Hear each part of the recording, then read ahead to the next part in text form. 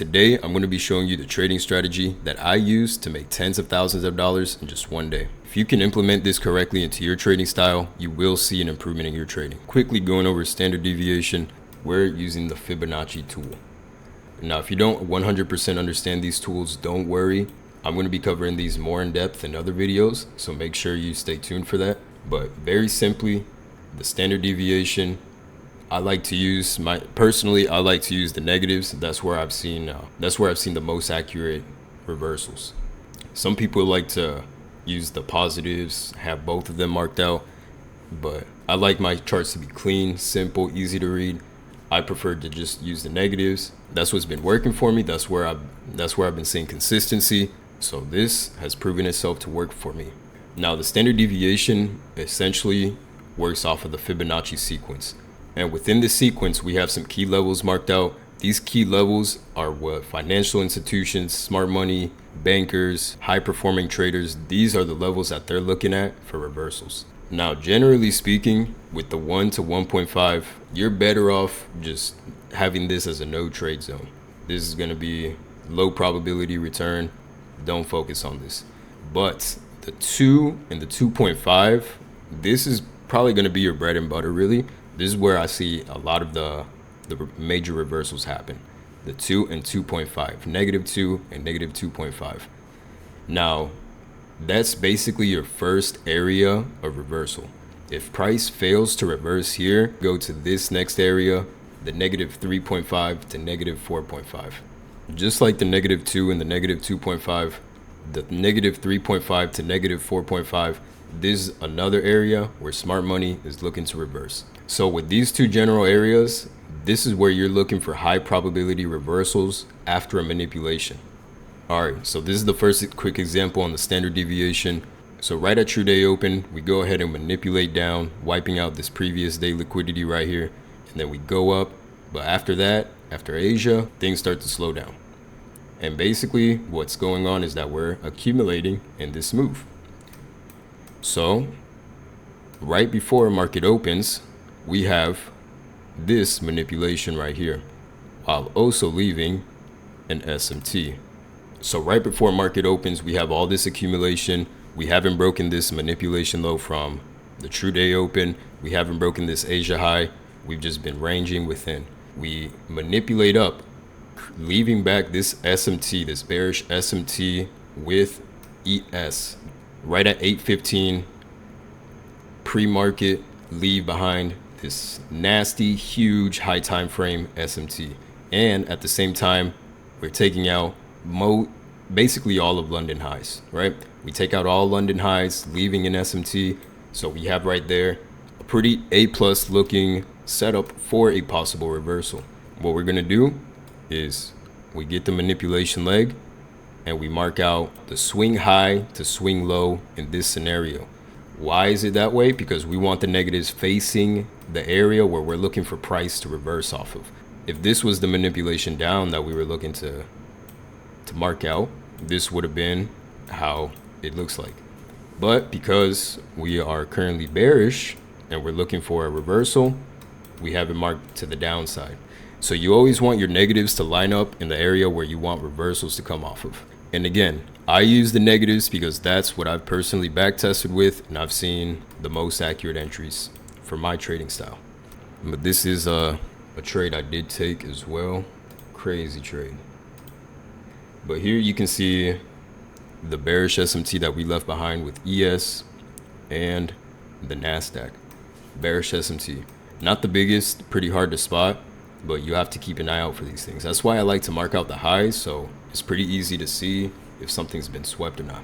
So now that we have pre-market and we have this bearish SMT, we have this manipulation with bearish SMT, this is looking pretty good. So I go ahead, mark out my standard deviation from the top to bottom in this bearish scenario.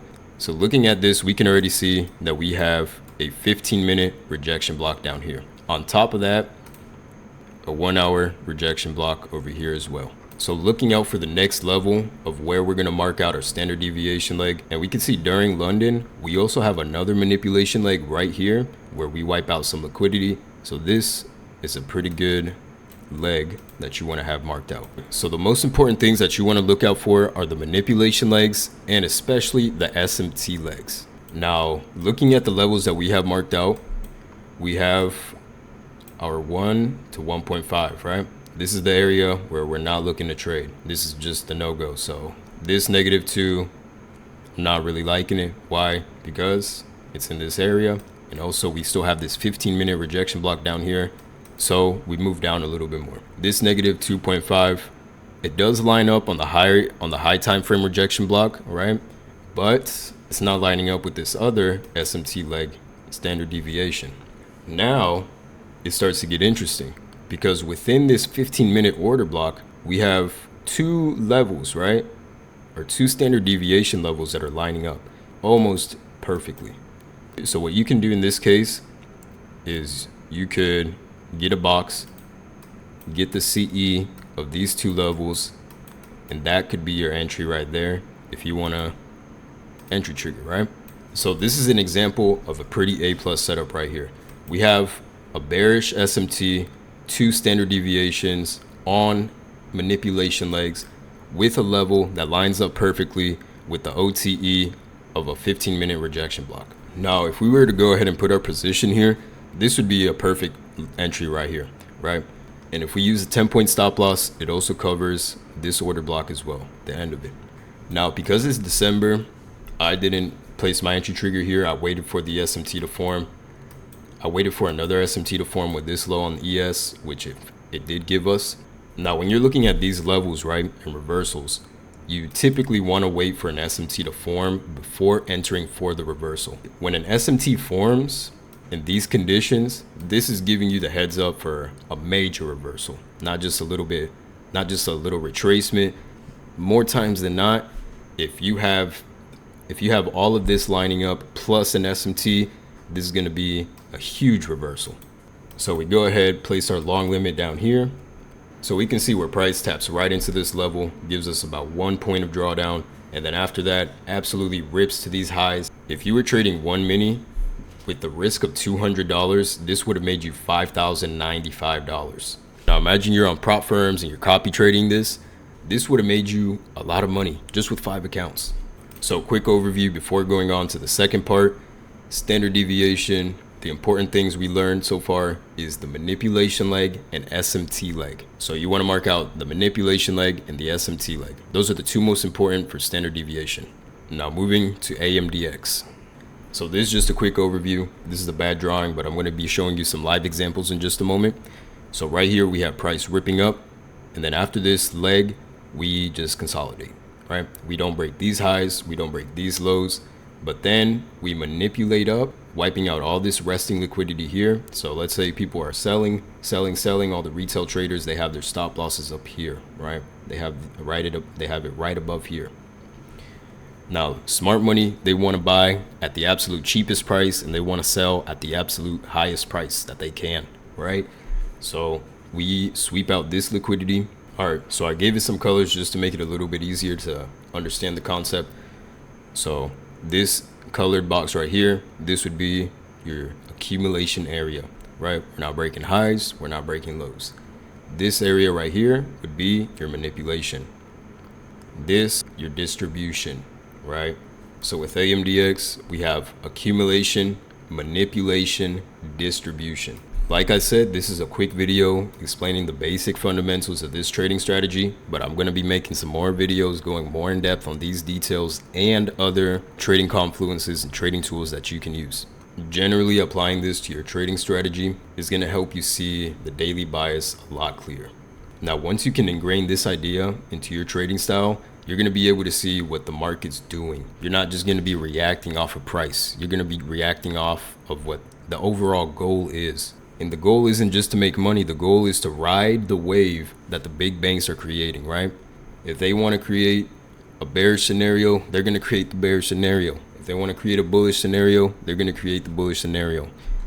It's up to you to follow that trend. So in that example that I gave you with the standard deviation, this is what the AMD would look like for this scenario. I know what you're thinking now, right? You're thinking, well, how would I know that this is the manipulation if we didn't wipe out the high right here, right? the thing is, we don't always have to wipe out the very tippy top. If we have a lot of liquidity resting in a whole session and we wipe out all of this session's liquidity and we also leave an SMT behind, that's more than enough, really. More than enough. Wiped out liquidity, not all of it, but we still wiped out a lot of it and we left an SMT behind. That's a manipulation leg right there. That's your manipulation leg. And the reason that this manipulation leg is so important is because of the SMT, and on top of that, right before New York open. New York is going to be your most volatile session, so smart money sees a bearish SMT with a liquidity sweep right before open. They're going to be selling right away, right? Now, not all bank traders trade the same. Some of them caught this move down, but a lot of them are also waiting for the move back up. And with this concept of AMDX, this is how the market generally moves. This is what generates the highest RR for the banks, for smart money traders. This is a great addition to your trading. So this is a little bit tricky right here, what I'm going to be explaining. Right here, in this day, this is a trade that I took. I took these shorts from up here to down here. You could also check that out on my TikTok. I think that was the last video I posted. But here, we have this accumulation, manipulation down, wiping out all this previous liquidity. And then we absolutely rip up and reject down, right? Accumulation, manipulation, distribution. Now you could have caught this move right here, but this wasn't really a reversal point right here. If you also look on the higher time frame, this is why high time frame analysis is also very important. Because if you start to look on the high time frame, you can see where we've been accumulating already for a long time. This right now, we are essentially in this accumulation right here. And what we've just done is manipulate up so far. And so right now, this could either continue to manipulate up, right, before reversing down, or this could be the reversal down. I don't think it's the reversal down just yet, especially with how we're wicking right here. I think we're going to be going up a little bit higher before coming back down for a little bit retracement, nothing too crazy. But that's basically what's going on the high time frame as well. So you always want to keep the high time frame in mind with your current daily bias, right? High time frame, overall weekly bias, monthly bias, daily bias, tied in with your intraday trade. And remember, your trades don't always have to be these huge trades either. Be happy with the small wins. You know, small consistent wins, that's your best friend. That's going to do a lot more for you than just 5 huge wins, man. I promise you that. So with AMDX, we have accumulation, manipulation, distribution. Now you're probably wondering, what's the X? What's the X stand for? That's going to be for another video. This is just a quick video, the fundamentals of this trading strategy. Now the secret sauce, quarterly theory, this pretty much ties in with AMDX. I'm probably going to release a video of the two in one, just so you can get a better understanding. I feel like basically these two tie in together. The quarterly theory is just the bread and butter for everything. Now I do have some other very secret sauce, but that stuff I just can't give away for free. I'm going to be releasing videos to the premium Discord first. That's definitely the #1 priority. But I will be dropping free videos, right? So make sure you follow, because I'm going to be dropping a lot more free stuff. I'm going to be dropping a lot more free secret stuff. But the Discord will have the priority, right? They're going to have priority for these videos and some stuff that I just can't share for free. So I will have a lot more free content, especially with secret stuff in them, but I can't release everything for free. So if you get into my free Discord, there is also a paid section. So if you want to upgrade your trading and fine tune your entries, make sure you check out the free Discord. If you want to join the free Discord trading community, send me a DM saying Discord to get your server invite.